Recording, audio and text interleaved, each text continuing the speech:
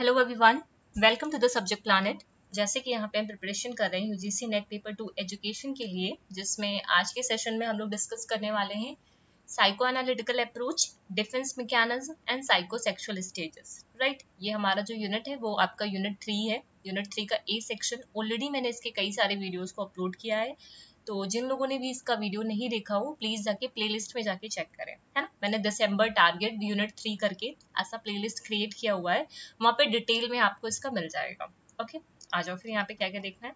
देखो, सबसे पहले यहाँ पे हम समझेंगे साइको एनालिटिकल अप्रोच। सभी को पता है साइको एनालिटिकल जो अप्रोच है वो कौन सी स्कूल, ये जो इस अप्रोच है वो कहाँ से किस स्कूल किस सिस्टम में फॉलो की जाती है। साइको एनालिसिस सिस्टम है या फिर स्कूल है जहाँ पे ये साइको एनालिटिकल अप्रोच को फॉलो किया जाता है। ठीक है, यहाँ पे इसको दिया किसने, इसके लिए काम कौन कर, इस अप्रोच पे काम किसने किया है? सिगमंड फ्रॉइड ने किया है। ठीक है, वेनिस फिजिशियन है। On the theoretical side it presented a theory to understand and explain the human psyche, and on the practical side it provided a method known as psychoanalysis for the study of human behavior. अगर हम लोग देखो दो aspect की बात करते हैं यहाँ पे, एक होता है थ्योरेटिकल साइड, है ना, एक है आपका थ्योरेटिकल साइड और एक है आपका प्रैक्टिकल साइड। समझ रहे हो? जब थ्योरेटिकल साइड की बात करते हैं तो ये एक थ्योरी को प्रेजेंट करता है जिससे हम ह्यूमन के साइक को समझते हैं, ह्यूमन के माइंड को समझते हैं। मतलब एक थ्योरेटिकल साइड की अगर हम बात करें, ये साइको एनालिटिकल जो अप्रोच है इसके अंदर जो थ्योरेटिकल साइड है उससे हम क्या, इसकी अप्रोच को यूज करके हम ह्यूमन का जो साइक है, ह्यूमन का जो माइंड है उसको अंडरस्टैंड कर पाते हैं। ठीक है, उसको एक्सप्लेन कर पाते हैं विद द थ्योरी, है ना। जब भी हम प्रैक्टिकल साइड की बात करते हैं तो ये एक हमें मेथड देता है, उसी मेथड को ही हम लोग बोलते हैं psycho analysis for the study of human behaviour. क्या बोलते हैं? Psycho analysis for the study of human behaviour. Clear है बात? Then psychodynamic theories of personality are otherwise called psychoanalytical theories of personality। जो psychodynamic theory है उन्हीं को ही हम लोग psychoanalytical theories of personality भी बोलते हैं। These theories are based on the fact that personality is motivated by inner forces। ये जो theory है psychodynamic theory है, psychoanalytical theory है, ये पूरे fact पे based है, इस चीज पे ये आधारित है कि जो personality होती है वो हमारी मोटिवेटेड होती है बाय द इनर फोर्सेस। ठीक है, जो भी हमारी आंतरिक शक्तियां हैं उससे ये पर्सनालिटी कैसी होती है? मोटिवेटेड होती है। Which individual have little awareness and over which they have no control. मतलब ये जो आंतरिक शक्तियां हैं, ये जो इनर फोर्सेस हैं जिससे हमारी पर्सनालिटी मोटिवेटेड होती है, लेकिन ये ऐसी इनर फोर्सेस हैं जिसके बारे में जो इंडिविजुअल है उसको बहुत कम पता है। ठीक है, he is not very much aware about it, like and they have no control on it. ठीक है, इसका कोई उन शक्तियों पे, इनर फोर्सेस पे कोई कंट्रोल भी नहीं है और उसके अलावा उसको बहुत कम जानकारी है उसके बारे में। ठीक है, तो ये वो फोर्सेस हैं जिससे हमारी पर्सनालिटी जो है मोटिवेट होती है। ओवरऑल हमारी पर्सनालिटी जो पूरा डेवलपमेंट होता है, मोटिवेटेड होती है, वो किससे होती है? By the inner forces. Right, अभी हमको जो यहाँ पे देखना है, ये पूरा जो हम लोग सीरीज का, ये पूरा जो आज का सेशन है वहां पे हम लोग देखेंगे सिगमंड फ्रॉइड। ठीक है, सॉरी, सिगमंड फ्रॉइड का जो इंट्रोडक्शन है, इन्होंने बात की थी साइको एनालिटिकल थ्योरी के बारे में। जब भी इन्होंने साइको एनालिटिकल थ्योरी के बारे में बात की तो 3 चीजों की बात की, इद, ईगो, सुपर ईगो। ठीक, फिर उसके अलावा 3 लेयर्स ऑफ माइंड की बात की, जिसमें conscious mind, pre conscious mind, unconscious mind, इसको देखेंगे। देन आपका आता है साइको सेक्सुअल स्टेजेस, जिसमें 5 स्टेजेस इन्होंने दी, oral, Anal, phallic, latency and जेनेटाइल। ठीक है, सबकी अलग अलग एजेस हैं और सबका एनर्जियस जोन है। ठीक है, कौन सा जोन है? एनर्जियस जोन है, जिससे आपके क्वेश्चंस पूछे जाते हैं। देन आता है डिफेंस मैकेनिज्म। डिफेंस मैकेनिज्म ऐसा मैकेनिज्म है जिसको हम लोग क्या करते हैं जब हम ऐसी सिचुएशन में होते हैं, ठीक है, कि मतलब यहाँ पे हमारा जो अनकॉन्शियस माइंड होता है वो यहाँ पे काम करता है। मतलब अनकॉन्शियस माइंड का हम अपने यूज करके उस सिचुएशन से, ठीक है, बच सकते हैं। ठीक है, उस सिचुएशन से हम लोग बच सकते हैं। ठीक है, डिफेंस मैकेनिज्म एक तरीके से हमें क्या करता है? डिफेंस करता है सामने की पोजीशन से, सामने की सिचुएशन से। ठीक है, तो इन सबको हम लोग यहाँ पे डिस्कस करेंगे। अभी आ जाओ, जब भी बात करते हैं स्ट्रक्चर ऑफ द साइक या फिर माइंड, फ्रॉइड ने ह्यूमन साइक और ह्यूमन माइंड को दो पार्ट में डिवाइड किया, ठीक है। जो पहला था, सबसे पहले इन्होंने क्या किया, अरेंज कर दिया माइंड को 3 लेयर्स में। सबसे पहला कॉन्शियस हो गया, फिर सबकॉन्शियस हो गया और अनकॉन्शियस हो गया। सेकंड में क्या किया, इन्होंने 3 कंपोनेंट दिए, ठीक है। He postulated 3 other component like id, ego and super ego. Clear है बात। फिर आ जाओ स्ट्रक्चर ऑफ पर्सनालिटी की जब पूरा स्ट्रक्चरिंग की इन्होंने पर्सनालिटी की, तो 2 एस्पेक्ट बताए आपके माइंड के। एक था टोपोग्राफिकल एस्पेक्ट, एक था आपका डायनेमिक एस्पेक्ट ऑफ माइंड। समझ रहे हो, एक था आपका टोपोग्राफिकल एस्पेक्ट ऑफ माइंड, दूसरा था आपका dynamic aspect of mind. Sigmund Freud अच्छा ये चीज ध्यान रखना, ये एक क्लिनिकल साइकोलॉजिस्ट थे, इससे क्वेश्चन आपका आया हुआ है। Sigmund Freud, a clinical psychologist, developed a comprehensive theory of personality. He has categorized the structure of personality into 2. First one is typographical aspect of mind. Second one is dynamic aspect of mind. जब हम बात करते हैं typographical, ये मैंने पहले इसका introduction लिख दिया है, उसके बाद इसके बारे में हम लोग डिटेल में डिस्कस करेंगे। टाइपोग्राफिकल एस्पेक्ट ऑफ माइंड और डायनेमिक एस्पेक्ट ऑफ माइंड की बात करते हैं। जब भी हम लोग टाइपोग्राफिकल एस्पेक्ट की बात करते हैं, तो यहाँ पे फ्रॉइड ने इस पूरे जो ये माइंड का स्ट्रक्चर था, जिसमें 3 लेवल डिवाइड किए। सबसे पहला कॉन्शियस है ना, दूसरा प्री कॉन्शियस, उसी को ही हम लोग सबकॉन्शियस भी बोलते हैं। कॉन्शियस, सबकॉन्शियस और प्री कॉन्शियस और अनकॉन्शियस, ठीक है। There are the 3 layers of a mind, conscious, subconscious and unconscious, ठीक है। फिर आज जो डायनेमिक एस्पेक्ट ऑफ माइंड में इन्होंने क्या बोला, इन्होंने 3 पर्सनालिटी के 3 बेसिक डिवीजन किए, जिसमें इद, ईगो और सुपर ईगो के बारे में बात की। उसके अलावा जो डायनेमिक एस्पेक्ट है, ठीक है, डायनेमिक एस्पेक्ट ऑफ सेल्फ का, ठीक है, dynamic aspect of self according to Freud refer to the agent. ये जो डायनेमिक एस्पेक्ट है आपका सेल्फ का, वो क्या है, उसको फ्रॉइड ने क्या बोला, agent through which conflicting arising in instincts are resolve. मतलब जिससे क्या होता है, जो भी कॉन्फ्लिक्ट अराइज होता है इंस्टिंक्ट्स के बीच में, उसे हम रिजॉल्व कर सकते हैं, ठीक है। ये एक एजेंट की तरह काम करता है self. The adult develop ego and super ego out of id. जो भी एडल्ट होते हैं वो ईगो और सुपर ईगो को डेवलप करते हैं, ठीक है। मतलब जब भी कॉन्फ्लिक्ट होता है, उनका जो अर्लियर पीरियड है ना, समझ रहे हो, जो भी एडल्ट हैं उनका जो इद है, अभी इद समझना आगे, उनका जो इद है, ठीक है, अर्लियर पीरियड के टाइम में इद उनका डेवलप होता है, तो क्या होता है, वहां पे कॉन्फ्लिक्ट्स होते हैं, ठीक है। कॉन्फ्लिक्ट होने के बाद एडल्ट क्या करता है, डेवलप करता है आपका ईगो एंड सुपर ईगो, जिससे सेल्फ का कंसेप्ट यहाँ से निकल के आता है, ठीक है। अब ये आ जाओ, ये इसके बारे में पहले हम लोग डिटेल में पढ़ना है, ठीक है, फिर इसके बारे में पढ़ेंगे। कॉन्शियस माइंड, अब यहाँ पे जितना चीज मैंने हाईलाइट किया है, ठीक है, वेरी इंपॉर्टेंट, आपके सीटेट में काम आएगा, आपके टेट में काम आएगा, आपके नेट के लिए काम आएगा, इवन आपके जितने भी टीचिंग एग्जाम्स हैं वहां पे ये काम आने वाला है। कॉन्शियस माइंड की बात करते हैं। कॉन्शियस माइंड कौन सा मन होता है, चेतन मन। कौन सा मन होता है आपका, चेतन मन होता है conscious mind. Just a second, कौन सा है ये, चेतन मन है, जहां पे consist of all the things of which a person is aware at any given moment. अभी देखो, मैं आपको पढ़ा रही हूँ, है ना, तो क्या यहाँ पे मेरा कौन सा माइंड काम कर रहा है, कॉन्शियस माइंड काम कर रहा है। मैं पढ़ा रही हूँ, मैं आपको सिगमंड फ्रॉइड के बारे में ही तो बता रही हूँ, कॉन्शियस माइंड के बारे में तो बता रही हूँ, तो मैं खुद से मैं जागरूक हूँ, जो मैं पढ़ा रही हूँ उसके लिए मैं जागरूक है। मतलब जो गिवन मोमेंट में आप जो चीज आपके सामने है, अगर उसके बारे में आप समझ रहे हो, उसको सोच समझ करके बोल रहे हो, ठीक है, तो वो क्या है, आपका वहां पे कॉन्शियस माइंड काम कर रहा है, ठीक है। किसी भी डिबेट में अगर आप जा रहे हो तो वहां पे भी आपका कॉन्शियस माइंड काम कर रहा है, क्योंकि सोच समझ के ही बोलोगे। आप एग्जामिनेशन में लिख रहे हो तो भी वहां पे आपका कॉन्शियस माइंड काम कर रहा है, ठीक है। तो ये सब क्या है, जहां पे जिस मूवमेंट के बारे में हम अवेयर हैं, ठीक है, जो हम बोल रहे हैं सामने वाले के सामने, या फिर जो हम कर रहे हैं, वो सब हमारे कॉन्शियस, उसके बारे में हमको अवेयर है, हमें पता है कि हम ये काम कर रहे हैं, मुझे पता है, मैं आपको पढ़ा रही हूँ, स्लाइड के थ्रू पढ़ा रही हूँ, मैंने यहाँ पे सॉफ्टवेयर का यूज किया हुआ है, मुझे पता है, तो that is the conscious mind, ठीक है।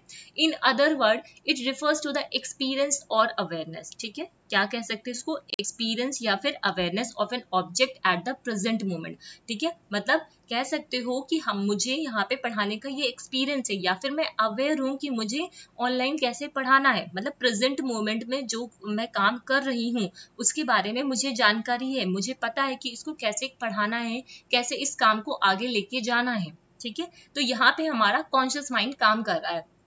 वेरी इंपॉर्टेंट, फ्रॉइड ने कंपेयर किया है ह्यूमन माइंड को किसके साथ, आइसबर्ग के साथ। वेरी इंपॉर्टेंट, ध्यान रखना, मोस्टली लोगों को पता होगा जिन्होंने बीएड एमएड कर रखा हुआ है, ठीक है। कि जो फ्रॉइड थे उन्होंने जो ह्यूमन माइंड था उसको आइसबर्ग के साथ कंपेयर कराया। इन्होंने बोला only 1/10 part of the mind, ठीक है, कितना 1/10, ठीक है, deal with the conscious experiences. सिर्फ 1/10 जो पार्ट है वही हमारा कॉन्शियस माइंड है, वहां उतना ही 1/10 पार्ट ही कॉन्शियस माइंड की तरह काम करता है, right.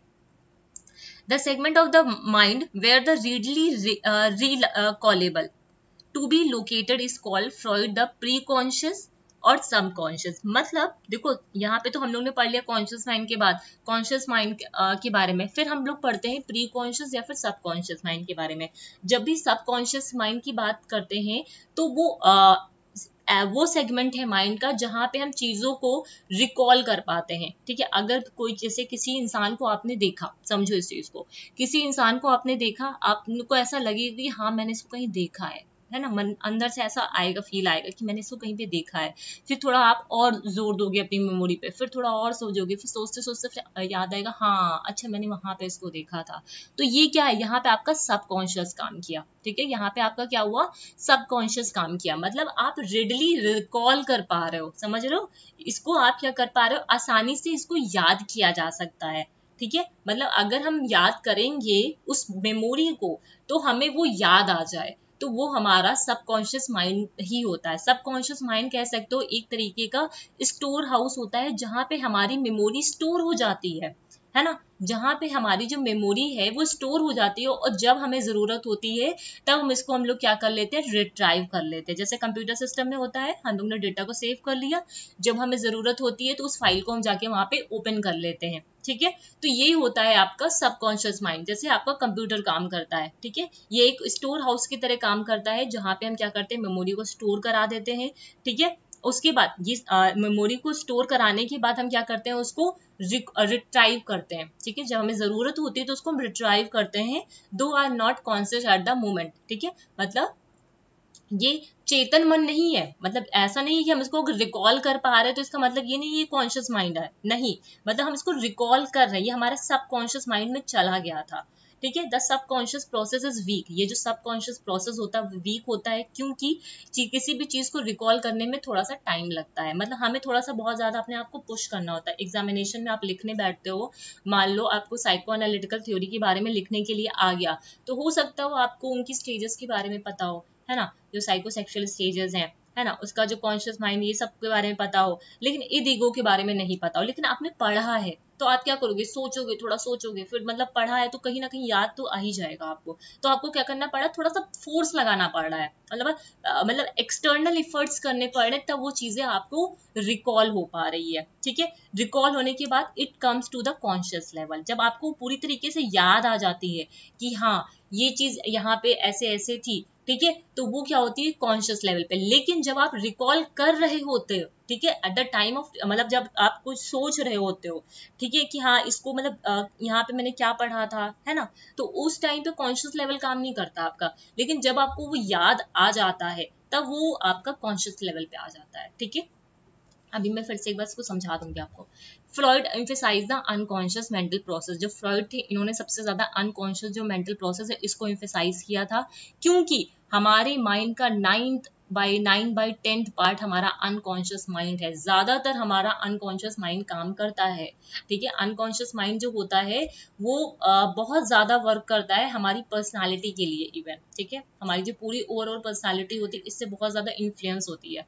He believe that the unconscious part of the mind is the important determining factor है किसी भी ह्यूमन के बिहेवियर का, किसी की भी पर्सनालिटी बताने के लिए, है ना। It is a level of mind जहाँ पे आपके थॉट्स आते हैं, आपकी फीलिंग्स आती है, आपकी मेमोरीज आती है, और वो सारी information that are not easily और voluntarily brought into the conscious, मतलब जिसे आसानी से हम अपनी चेतन मन में नहीं ला सकते। मतलब समझ लो जैसे मैं अभी पढ़ा रही हूँ आपको, ठीक है, पढ़ाने के टाइम में अभी आपको ये 3 लेयर्स ऑफ माइंड पढ़ा रही हूँ, बट मेरे एग्जाम में मेरे कुछ एग्जाम्स हैं, ठीक है, लाइक फिजिक्स वगैरह के कुछ मेरे एग्जाम्स हैं, तो उसके बारे में भी मेरे दिमाग में चल रहा है, कहीं ना कहीं मैंने फिजिक्स में हाँ मैंने ये वेक्टर का ये पढ़ा था, इसमें फिर ये मैंने ये न्यूमेरिकल सॉल्व किया था, मेरे कहीं ना कहीं वो जो दिमाग के अंदर चल रहा है ना मेरे, मतलब पढ़ा तो मैं आपको ये रही हूँ, ठीक है, ये मेरे कॉन्शियस लेवल पे है, समझना इस चीज को, मैं पढ़ा रही हूँ अपने कॉन्शियस लेवल पे आपको ये साइको एनालिटिकल अप्रोच, ठीक है।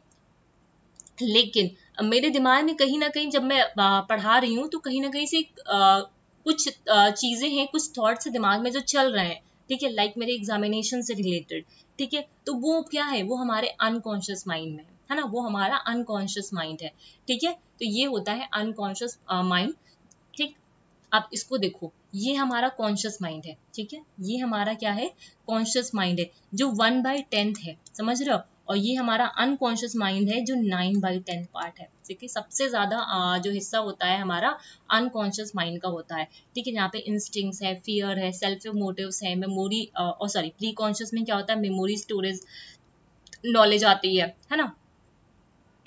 एक सेकंड, मैंने दो बार लिख दिया क्या, दो बार हो गया, ब्रॉड इनटू द कॉन्शियसनेस, दो बार हो गया, थॉट और परसेप्शन हो गया, ठीक है, तो ये चीज आप ध्यान रखना, 9/10 पार्ट जो होता है माइंड का वो अनकॉन्शियस होता है, 1/10 पार्ट होता है वो कॉन्शियस पार्ट होता है हमारे माइंड का, ठीक है, इतनी बातें क्लियर है, उम्मीद करती हूँ यहाँ तक किसी को दिक्कत तो नहीं रही होगी, है ना।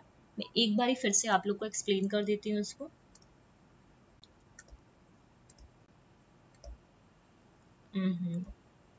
लेना पेन है, हाईलाइटर आ रहे हैं, देखो जब हम बात करते हैं कॉन्शियस माइंड की, है ना, कॉन्शियस माइंड वो माइंड है जब हम अवेयर होते हैं जो चीजें कर रहे होते हैं, ठीक है, हमें क्या होता है, अवेयरनेस, अवेयर होते हैं हम चीजों के बारे में, जो हम कर रहे हैं, जो हम लिख रहे हैं, जो हम सोच रहे हैं। सब कॉन्शियस वो माइंड होता है जब हम इजिली चीजों को रिकॉल कर पाते हैं, ठीक है, चीजों को हम क्या कर पाते हैं, रिकॉल कर पाते हैं।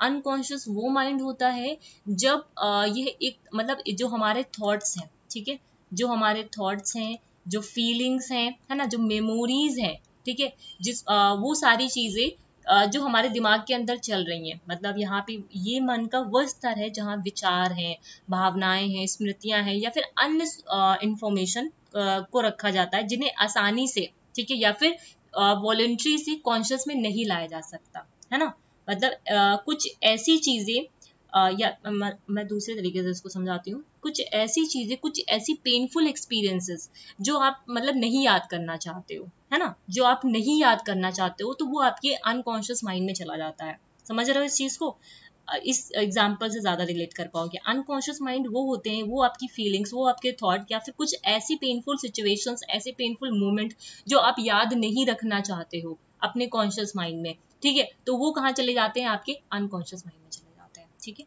ये 1/10 पार्ट होता है, ये आपका 9/10 पार्ट होता है, ठीक है, इसको आइसबर्ग बोला था फ्रीड ने, क्लियर है बात। अब आते हैं इड ईगो की बात करते हैं। इड ईगो ये सब जो तीन कंपोनेंट थे वो वो किसके अंदर आते हैं, आपकी जो डायनेमिक एस्पेक्ट है माइंड का, ठीक है, फ्रॉइड ने अपनी जो पर्सनालिटी थी, ठीक है, जो डायनेमिक एस्पेक्ट ऑफ माइंड था, जिसमें तीन सेपरेट इन्होंने कंपोनेंट दी, id, ego and super ego, ठीक है, समझ रहे हो। इद में अब यहाँ पे ये पूरा जो लिखा हुआ है, ठीक है, अपने आप में ही इंपॉर्टेंट है, समझ रहे हो, पूरा अपने आप में इंपॉर्टेंट है, कैसे, जो इद है ये प्रिमिटिव पार्ट है आपका, ठीक है, प्रिमिटिव पार्ट है पर्सनालिटी, जो प्रिमिटिव पार्ट होता है पर्सनालिटी का वो क्या होता है, इद होता है। ये सारे पॉइंट आपके इंपॉर्टेंट है, सब की पॉइंट नहीं है। ये जो it is derive from the Latin word it, ठीक है, कहाँ से ये निकल के आया है, एक लैटिन वर्ड इट से निकल के आया है, एक minute,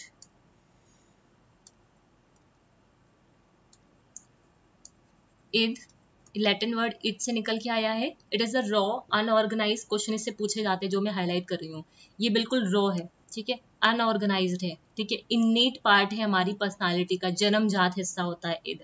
it is a representative of the unconscious, ठीक है, ये अनकॉन्शियस माइंड पे काम करता है और स्टोर हाउस होता है इंस्टिंक्चुअल डिजायर्स का, ठीक है, किसका, जो हमारी डिजायर है, ठीक है, जो हमारी इच्छाएं हैं, उसका ये पूरा भंडार होता है। The id is completely amoral principle, मतलब अनैतिक हिस्सा है, ठीक है, मोरल नहीं है, अमोरल ये एक साथ है, अनैतिक हिस्सा है हमारी पर्सनालिटी का, ठीक है, जो जन्म से ही हमारे अंदर प्रेजेंट होता है, ठीक है, इसमें क्या क्या आती हैं, जो हमारी बायोलॉजिकल ड्राइव है, ठीक है, hunger, sex, aggression, irrational impulses, ये सारी चीज आती है। इन्हीं ड्राइव्स को ही को मतलब फ्यूल किया जाता है, मतलब इसको क्या बोला जाता है, साइकिक एनर्जी, जिसे बाद में इसको मतलब जिसको ये जो साइकिक एनर्जी है इसी को ही लिबिडो बोला किसने, फ्रॉइड ने। इट जो काम करता है वो प्लेजर प्रिंसिपल पे काम करता है, in which the goal is to immediate reduction of tension and the maximization of a satisfaction. मतलब क्या है, जो इड है, ठीक है, वो प्लेजर प्रिंसिपल पे काम करता है। मतलब वो क्या चाहता है, मतलब जिससे उसको सुख की अनुभूति हो, उस चीज को वो करता है। ठीक है, अगर उसे मतलब उसको क्या करता है, तुरंत अपने टेंशन को रिड्यूस करता है। ठीक है, अगर उसे कोई चीज चाहिए तो उसे ये नहीं परवाह है कि ये पता नहीं ये सोसाइटी के लिए सही है या फिर नहीं सही है। ठीक है, उससे इस चीज से लेना देना नहीं है। ठीक है, वो बिल्कुल अनैतिक है। ठीक है, हमारे जो पर्सनालिटी है उसका ये एक अनैतिक हिस्सा है, जिसे सिर्फ अपनी डिजायर्स को फुलफिल करना है। ठीक है, इमीडिएट रिडक्शन करना है टेंशन को और अपनी सेटिस्फेक्शन को पूरा करना है। ठीक है, वो खुद को सेटिस्फाई करने के लिए बात करता है, प्लेजर सीकिंग प्रिंसिपल इसको बोलते हैं।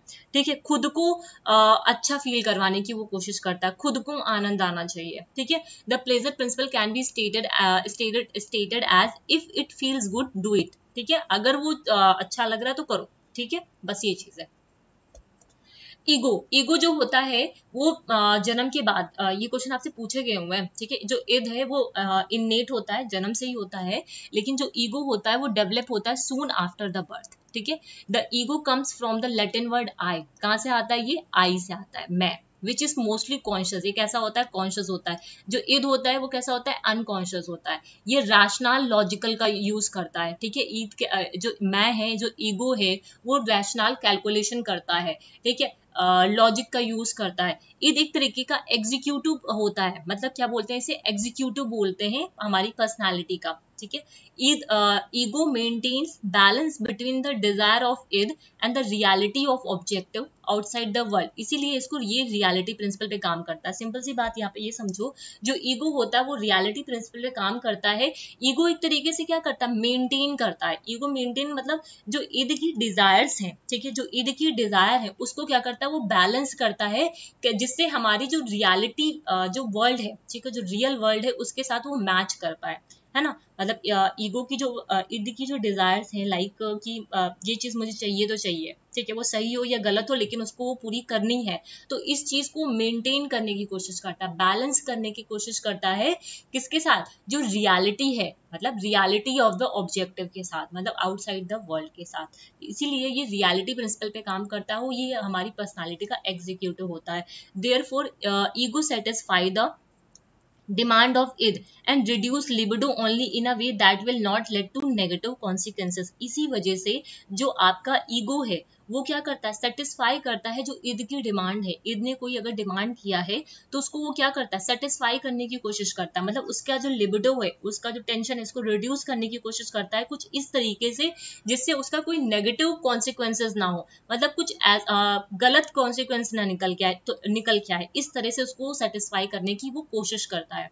Sometimes ego decides to deny the id. कुछ टाइम कभी कभी ऐसा भी होता है कि ईगो उसकी जो जिद है ना, उसको ईद की जो जिद है उसको डिनाई कर देता है। ठीक है, क्योंकि उससे क्या होगा, उसको पेनफुल एक्सपीरियंसेस होगा। ठीक है, उससे क्या होगा, उसको दर्द होगा। इसी वजह से कभी कभी ऐसा भी होता है, ईगो जो है वो ईद का जो डिजायर है, ईद की जो इच्छा है उसको पूरा करने से, सेटिस्फाई करने से मना भी कर देता है, डिनाई कर देता है, जिससे उसको पेनफुल एक्सपीरियंसेस ना लेने पड़े।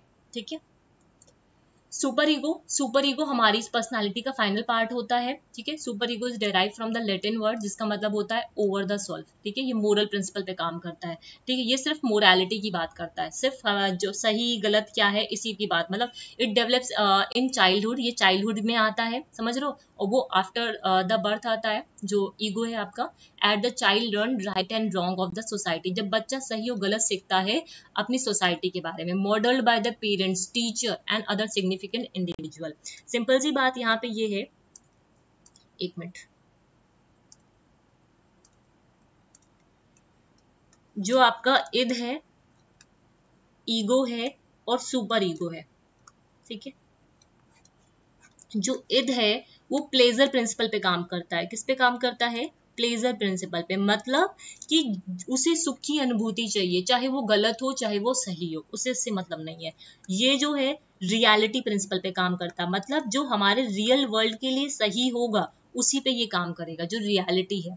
ये किस पे काम करता है? मोरालिटी पे काम करता है, ठीक है, मोरालिटी प्रिंसिपल पे काम करता है, मोरल पे काम करता है कि क्या सही है क्या गलत है, ठीक है, इन सब चीजों पे काम करता है, ठीक है। ईद जो ईगो है वो ईद और सुपर ईगो, देखो बहुत ज्यादा मोरल भी नहीं होना चाहिए, है ना, बहुत ज्यादा नैतिक भी दिक्कत करता है, और बहुत ज्यादा आपका ईद भी दिक्कत करता है, प्लेजर प्रिंसिपल भी दिक्कत करता है। तो ये क्या करता है? बैलेंस करने की कोशिश करता है, ठीक है। ये क्या करता है? ईगो जो है वो बैलेंस करने की कोशिश करता है। सुपर ईगो कहता है कि जो चीज सही है सोसाइटी के हिसाब से बस वही चीज हमको करनी है, अगर सोसाइटी के हिसाब से ये चीज गलत है तो इसको हमें नहीं करना है। सुपर ईगो ये कहता है, ठीक है।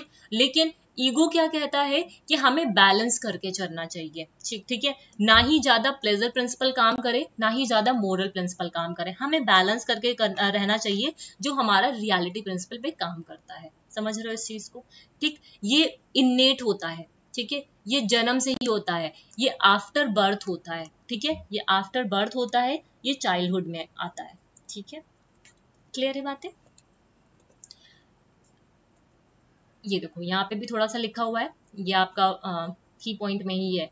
ये अनकॉन्शियस माइंड पे काम करता है, ये कॉन्शियस माइंड पे आपका काम करता है, रियलिटी प्रिंसिपल है, ये प्लेजर प्रिंसिपल पे काम करता है, ठीक है। तो ये आपका भी वही चीजें मैंने पीछे बताई, वही चीजें यहाँ पे लिखी हुई है। According to Sigmund Freud both the id and the super ego are unrealistic, ठीक है। जो फ्रॉइड हैं उनके अकॉर्डिंग जो id और सुपर ईगो है, ठीक है, दोनों ही कैसे हैं? आपके अनरियलिस्टिक है, मतलब रियलिटी प्रिंसिपल पे काम नहीं करते। रियलिटी प्रिंसिपल पे कौन काम करता है? आपका ईगो काम करता है।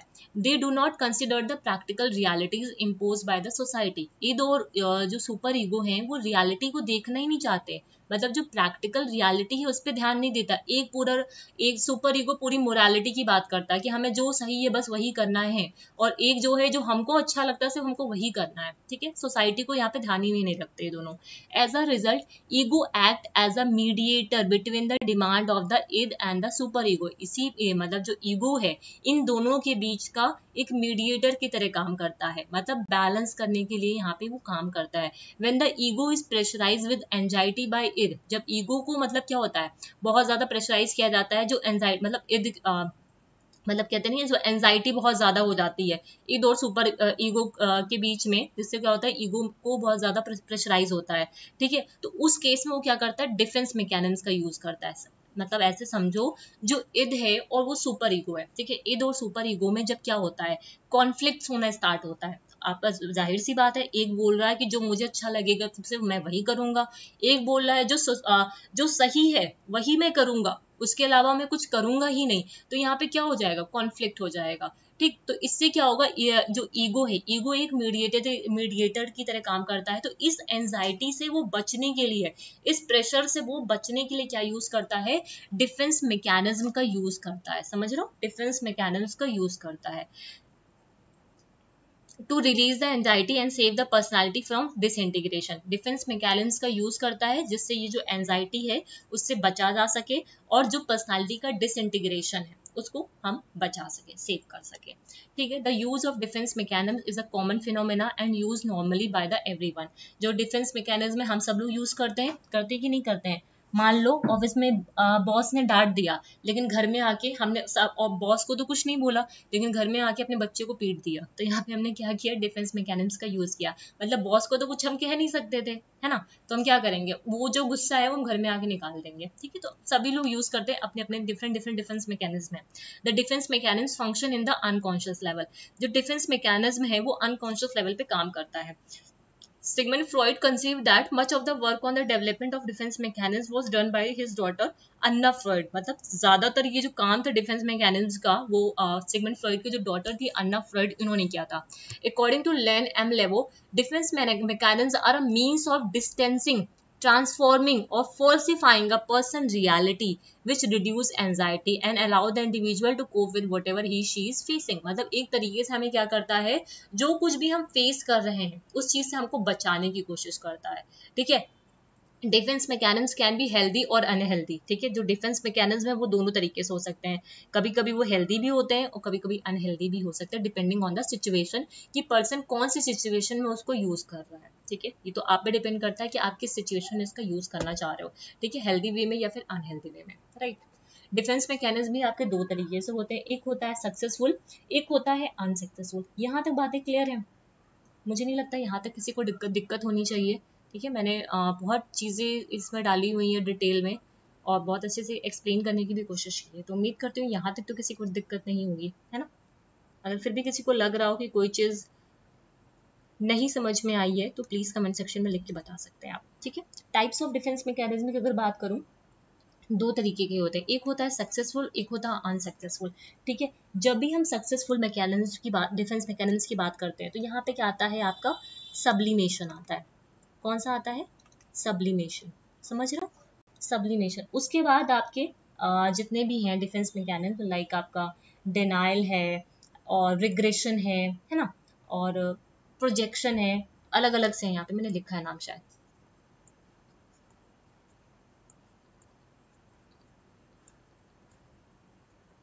कहाँ गया, ये रहा।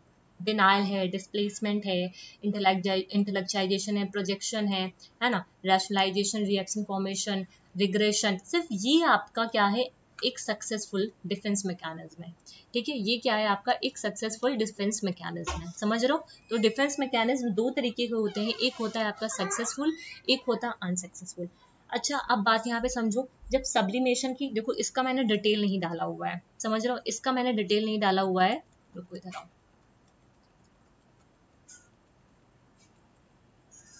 इसका मैंने डिटेल इसलिए नहीं डाला हुआ है क्योंकि इसको मैंने ऑलरेडी डिटेल में, जो concept of the day, concept मैं लिख रही हूँ यहाँ पे, ऑफ द डे करके मैंने एक वीडियो बनाई है, वहां पे स्मॉल वीडियो है, छोटी सी वीडियो है, क्लिप है ना, वहां पे मैंने डिफेंस मैकेनिज्म के नाम से बनाया है, डिफेंस मैकेनिज्म करके एक कंसेप्ट ऑफ द डे बनाया है, जहाँ पे इन सारों को मैंने बहुत डिटेल में डिस्कस किया है, बहुत ज्यादा डिटेल में डिस्कस किया है।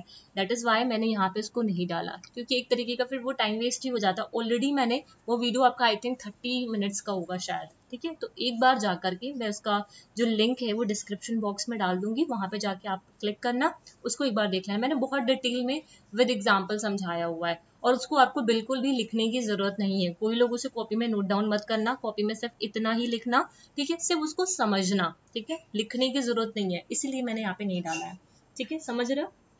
तो इस चीज को आप लोग प्लीज जाके आप डिस्क्रिप्शन बॉक्स से में जो लिंक दूंगी वहां से आप लोग देख लीजिएगा, ठीक है। ऊपर ऊपर से फिर भी मैं आप लोग को यहाँ पे बता दे रही हूँ, जो डिनाइल होता है, डिनाइल एक तरीके का मतलब क्या होता है, हम क्या करते हैं, किसी सिचुएशन से भागने की कोशिश करते हैं, ये थ्रेटनिंग सिचुएशन है, ठीक है। फिर आता है जैसे आपका डिस्प्लेसमेंट, डिस्प्लेसमेंट कहने का मतलब क्या होता है कि जैसे भी मैंने दिया ना, बॉस का जो गुस्सा था आपने आगे डिस्प्लेस कर दिया अपने बच्चे के ऊपर। फिर आता है इंटेलेक्चुअलाइजेशन, फिर आता है प्रोजेक्शन, मतलब अपनी गलती का जो चीज है वो किसी और पर डाल देना, है ना। रैशनलाइजेशन, रैशनलाइजेशन कहने का मतलब है रीजन दे देना। रिएक्शन फॉर्मेशन हो गया, है ना। रिएक्शन फॉर्मेशन को क्या बोलते हैं उसको, अरे मतलब उसका एक रिएक्शन बना लेना, ठीक है। फिर रिग्रेशन आता है, फिर रिप्रेशन आता है, रिप्रेशन मतलब कुछ चीजों को उस चीज को दमन कर देना, ठीक है। फिर सप्रेशन है, फिर सब्लिमेशन, सब्लिमेशन एक तरीके का आपका सक्सेसफुल वो डिफेंस मैकेनिज्म है ना। सब्लिमेशन जो क्या है, यहाँ पे क्या है, सक्सेसफुल डिफेंस मैकेनिज्म है, जिसको आपकी जो मिल्खा सिंह है वहाँ उनके लिए यूज किया गया था। उनका जो एंगर था, ठीक है, उसको हम लोगों ने क्या किया था, एक पॉजिटिव चीज में यूज किया था, एक क्रिएटिव वर्क में, मतलब किसी का जो एग्रेशन है, किसी का जो अर्जेस है, कुछ नेगेटिव जो अर्जेस हैं, उसको हम लोग ट्रांसफॉर्म कर देते हैं एक क्रिएटिव वर्क में, ठीक है, एक अच्छे काम में जो सोशली एक्सेप्टेबल होता है, जो सोशली एक्सेप्टेबल हो ऐसी चीज में उसको हम लोग यहाँ पे ट्रांसफॉर्म कर देते हैं, ठीक है। तो प्लीज इसका मैंने यहाँ पे ऐड नहीं किया हुआ है, तो प्लीज आप लोग जाके, क्योंकि वीडियो फिर बहुत ज्यादा लंबी हो जाती है, दैट इज वाई मैंने उसका डिस्क्रिप्शन में मैं डाल दूंगी, ठीक है, वहां से जाके आप लोग देख लेना, ठीक है। अभी हम लोग पढ़ते हैं साइकोसेक्सुअल जो स्टेजेस हैं आपकी, ठीक है। इतनी चीजें क्लियर है ना, किसी को दिक्कत तो नहीं है, हो दिक्कत तो बता देना, ठीक है। साइकोसेक्सुअल स्टेजेस ऑफ डेवलपमेंट, इसे भी सिगमंड फ्रॉइड ने दिया था, जिसे जिन्होंने 5 साइकोसेक्सुअल स्टेजेस की बात की थी, oral, Anal, phallic, latency and जेनेटाइल। ठीक है, इन्होंने बोला जो चाइल्ड है, एक बच्चा है, वो एक सीरीज में चलता है, मतलब सीरीज ऑफ डेवलपमेंट होता है, सीरीज ऑफ मतलब जो 5 साइकोसेक्सुअल स्टेजेस होती हैं, जिससे वो उससे वो आगे की तरफ चलता है। ठीक है, उसका जो डेवलपमेंट होता है पर्सनालिटी का, पहले वो ओरल पे जाएगा, फिर अनल पे, फिर फैलिक पे, फिर लेटेंसी पे, फिर जेनेटाइल पे। तो ये एक सीरीज में चलता है। जो ह्यूमन का डेवलपमेंट होता है, वहाँ पे 5 स्टेजेस होती हैं, जिससे हम उसकी पूरी पर्सनालिटी को डिफाइन कर सकते हैं। ठीक है, जिसमें ओरल हो गया, है ना, ओरल हो गया, अनल हो गया। ठीक है, जो ओरल है वो क्या है, इसका जो वो है, ईयर है, ये आप लोग ध्यान रखिएगा, मैंने यहाँ पे डाला हुआ है, हाँ डाला हुआ है, अब इसको देखो। ओरल जो है वो उसका जो है वो बर्थ से 1 साल तक। ठीक है, इसका एनॉर्जियस, ये बहुत इंपॉर्टेंट है। ठीक है, एनॉर्जिनस जो जोन है वो क्या है, माउथ है। इसका अनल का क्या है, 1 से 3 साल। एनॉर्जियस जोन क्या है, बाउल एंड ब्लैडर कंट्रोल है। ठीक है, फैलिक स्टेज जो 3 से 6 साल है, इसका एनॉर्जियस जोन क्या है, जेनेटाइल्स है। लेटेंट पीरियड में ये 6 से पबर्टी तक चलती है, इसका जो एनॉर्जियस जोन है वो sexual feeling are inactive. Genital stage में पबर्टी टू डेथ चलता है, यहाँ पे एनर्जियस जोन जो है वो मैच्योरिंग सेक्सुअल इंटरेस्ट, ये सारी चीजें। ठीक है, इधर आओ, बहुत डिटेल में नहीं जाने की जरूरत है, यहाँ पे सीटेड वगैरह में बहुत डिटेल में जाना है। Freud believe that personality develop through series of childhood stages. जो फ्रॉइड थे वो मानते थे जो पर्सनालिटी का डेवलपमेंट होता है ना, वो सीरीज ऑफ चाइल्डहुड स्टेजेस में होता है। ठीक है, जिसमें in which the pleasure seeking energies of the id become, जो प्लेजर सीकिंग एनर्जीज हैं इद की, वो फोकस की जाती है ऑन अ सर्टेन एनर्जियस जोन। लाइक आपका जो ओरल स्टेज होती है, वहां पे प्लेजर सीकिंग क्या होता है, उसका माउथ होता है।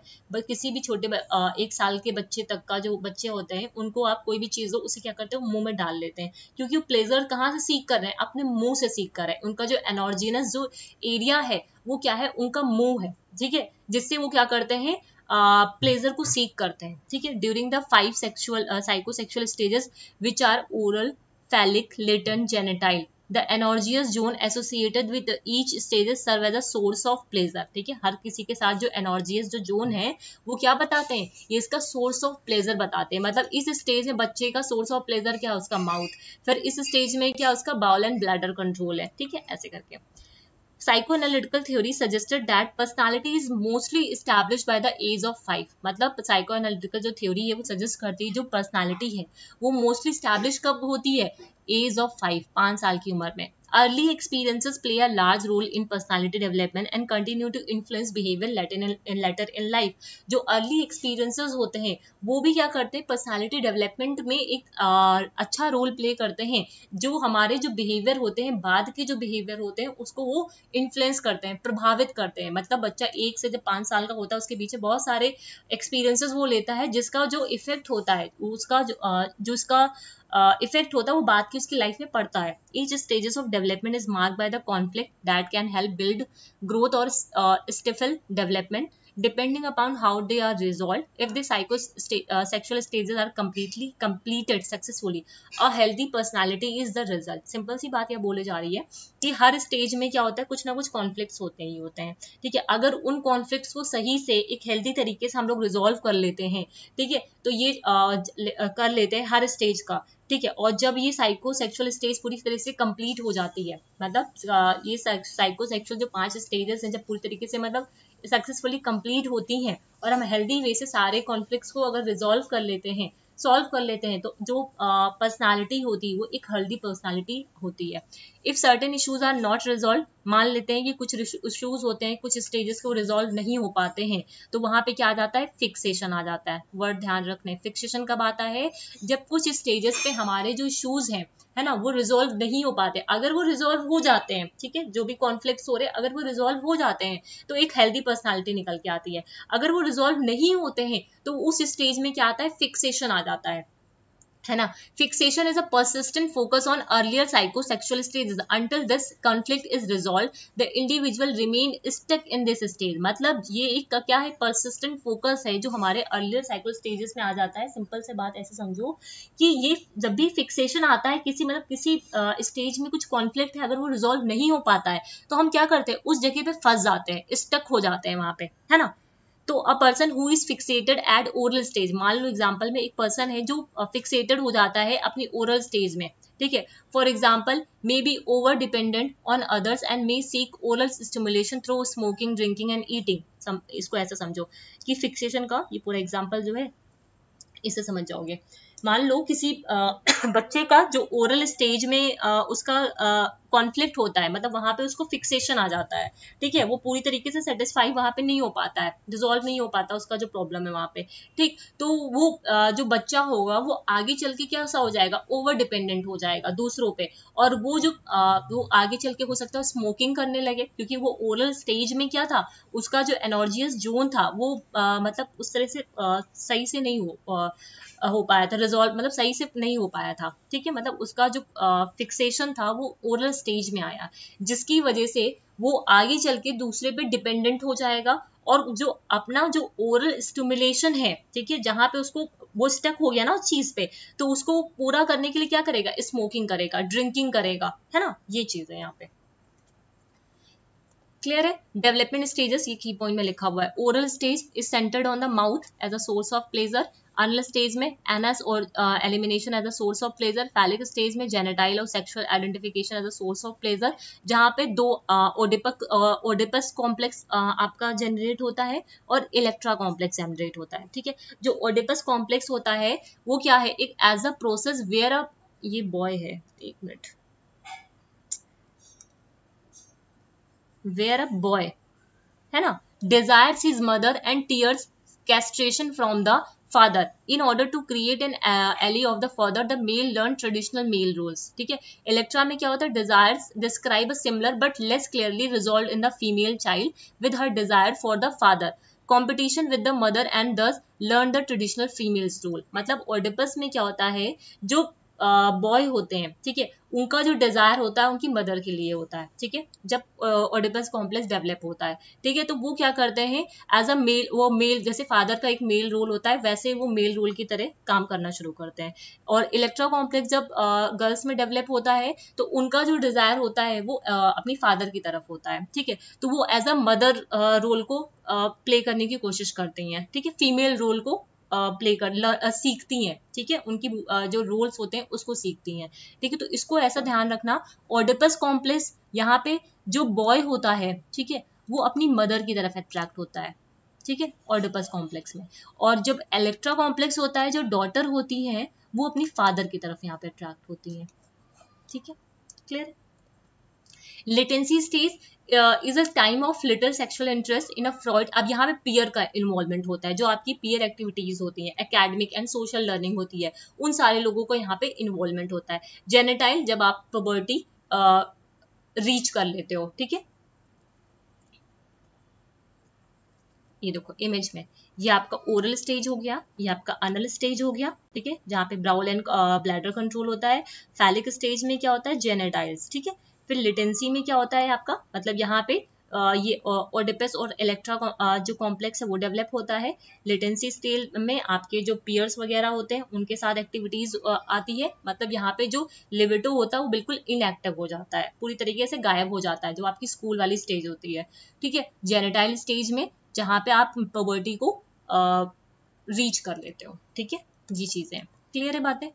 तो यहाँ पे ये सारा आप लोग का कंप्लीट हो गया है, ठीक है।